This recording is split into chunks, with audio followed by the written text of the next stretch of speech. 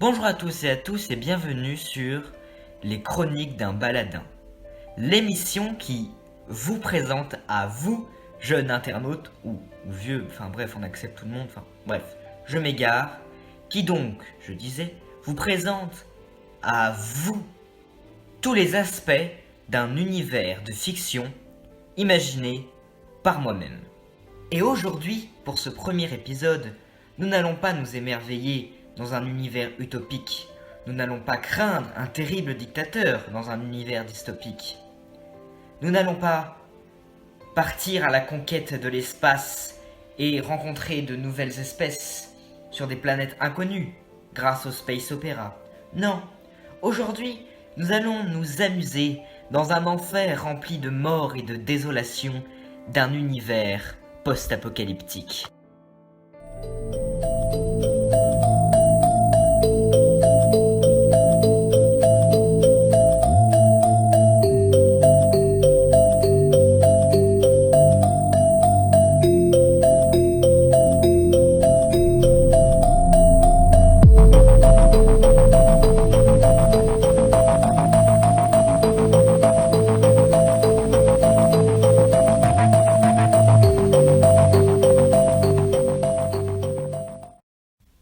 Le monde dont je vais vous parler aujourd'hui est en réalité un peu plus complexe qu'un simple univers post-apocalyptique.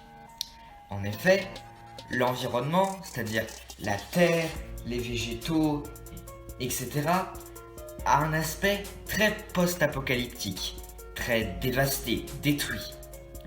Néanmoins, le fonctionnement de la société dont je vais vous parler aujourd'hui a un aspect très dystopique, car dans ce monde très dur, l'humanité a dû user de force et d'autorité pour pouvoir survivre. Sur cela, préparez-vous à voyager dans un autre monde. Dans ce monde, la société est très hiérarchisée. Néanmoins, on peut différencier deux grands groupes, deux grandes catégories. D'un côté, les fidèles, dont le but est de servir la société, que ce soit en étant agriculteurs et en apportant la nourriture dont la société a besoin, ou encore en étant artisans et en apportant les outils, les ustensiles, ou encore les constructions dont la société a besoin, et j'en passe. L'autre catégorie de cette société est les révérends. Les révérends ont pour but de guider la société, de la diriger, de la mener sur le droit chemin. Ils occupent une place très importante dans la société et ont beaucoup de pouvoir, que ce soit d'un point de vue politique que d'un point de vue religieux. Cette catégorie est également hiérarchisée, avec à sa base les révérends. Tout simplement, les révérends occupent une place importante religieuse car ils guident l'assemblée lors d'une célébration. Ensuite, juste au-dessus, nous avons les hauts révérends qui, eux, ont un pouvoir politique. Ils dirigent la société. Tout ce petit monde, les fidèles et les révérends, sont sous la tutelle directe du grand révérend. Le grand révérend est le chef de toute cette société, c'est le grand Manitou, comme on pourrait dire. Il est le représentant des dieux sur terre, il est le chef de l'humanité et il doit la mener sur le droit chemin. Il est le chef ultime. Voilà, vous avez les bases de cette société. Cet univers est assez intéressant puisque le post-apocalyptique, c'est-à-dire après l'apocalypse, donc après la destruction du monde, s'est créée une nouvelle société où l'ancien monde a été totalement oublié et sur les cendres de cet ancien monde s'est construit un nouveau. On retrouve néanmoins certains aspects de l'ancien monde et notamment de la catastrophe qui a tout détruit dans une partie très intéressante de notre univers, la religion. Et c'est le deuxième point que je vais développer. La religion de ce monde est polythéiste. Elle regroupe un certain nombre de dieux qui régissent la nature et l'univers. Somme toute quelque chose d'assez classique. Il se trouve, ou en tout cas c'est ce qui est expliqué par la religion, que les dieux punirent les hommes et envoyèrent sur terre une abomination de la nature qui détruisit l'humanité et la terre en même temps.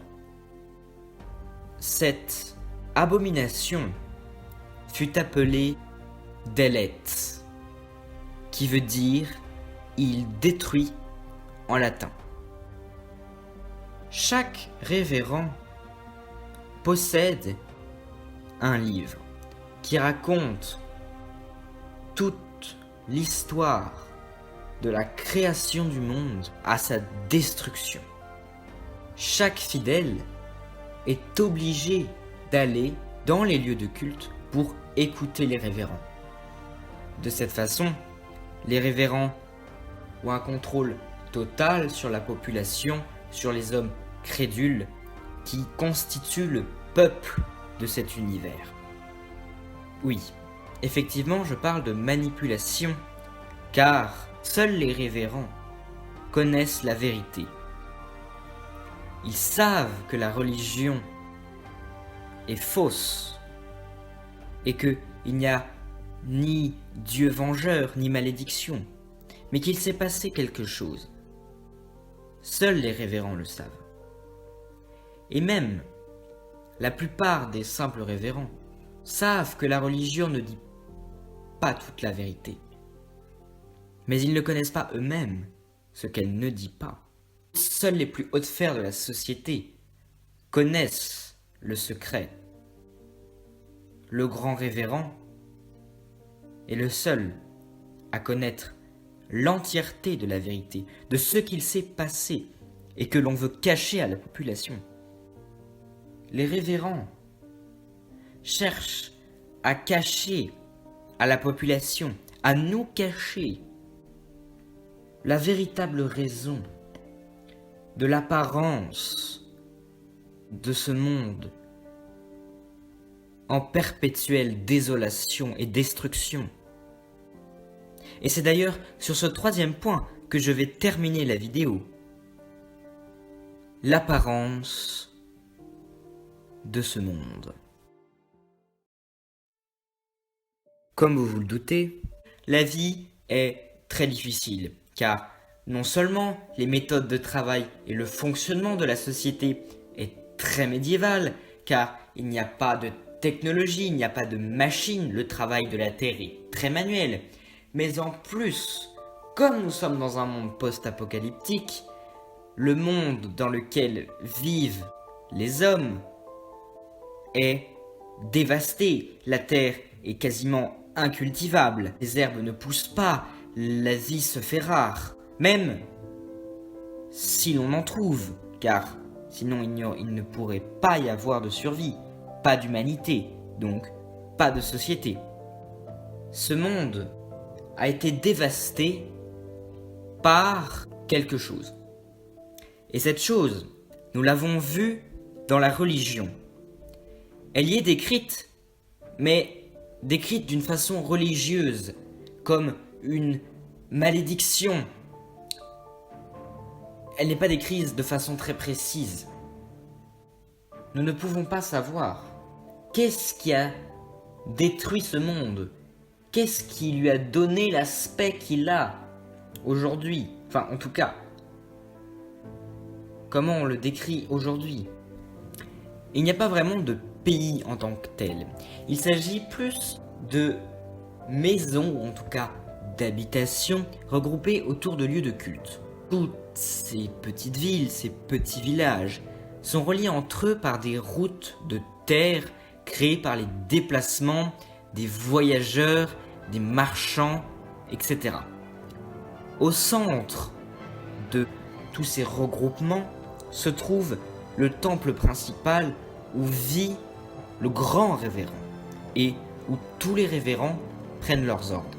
Ce lieu de culte principal s'appelle l'Arche, le lieu ultime où se trouvent tous les secrets de l'humanité et bien plus encore.